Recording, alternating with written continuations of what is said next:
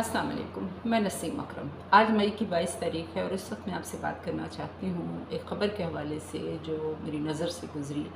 कि इराक़ में इसराइल जो है वो कम से कम 2 एयर बेसेस जो हैं वो उसका कंट्रोल उसने ले लिया है। इराक़ की हुकूमत की जितनी से है और जो रेट है वो तो उसके बारे में तो हम बखूबी अंदाज़ा लगा सकते हैं। अमेरिका ने जिस तरीके से इसराइल के मफादात की खातिर मिडल ईस्ट के अंदर पहले इराक़ और सीरिया, लीबिया, ये सारे जो मामलात हैं जहाँ पर जो है वो वहाँ के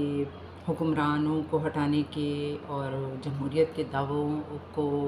सामने रखकर उन्होंने जो मिलिट्री ऑपरेशंस किए और उसके बाद वहाँ की स्टेट कोलैप्स हुई और वहाँ सिविल वॉर शुरू हुई और वो मुल्क जो हैं वो मुख्तलिफ़ वॉरलॉर्ड्स के हाथ में चले गए और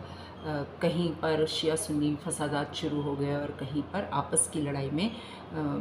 मिलियंस ऑफ जो वहाँ के मकामी लोग थे वो मारे जा चुके हैं। मैं समझती हूँ और मेरा मानना ये है कि अगर इसराइल के मफादात के लिए अमेरिका मिडिल ईस्ट के अंदर जो एंटी इसराइल जिन हुकूमतों का स्टांस रहा है उनको तोड़कर रियासतों को तोड़ने के मिशन पे गामज़न है, तो कोई वजह नहीं है कि जो टर्की के हवाले से भी ये ख़बरें थी कि टर्की जो है वो इराक़ या सीरिया के कुछ हिस्सों को एनेक्स कर सकता है। तो अगर इसराइल जो है वो एक्सपेंशन करता हुआ सदन लबनान तक पहुंच चुका है और हर तरह की एट्रॉसिटीज़ कर रहा है, तो इराक़ और सीरिया के अंदर जो इस वक्त हमें केओस नज़र आ रहा है, एनार्की नज़र आ रही है, सिविल वॉर नज़र आ रही है, लीबिया के अंदर नज़र आ रही है, तो कोई वजह नहीं है कि उस रीजन के अंदर अगर टर्की या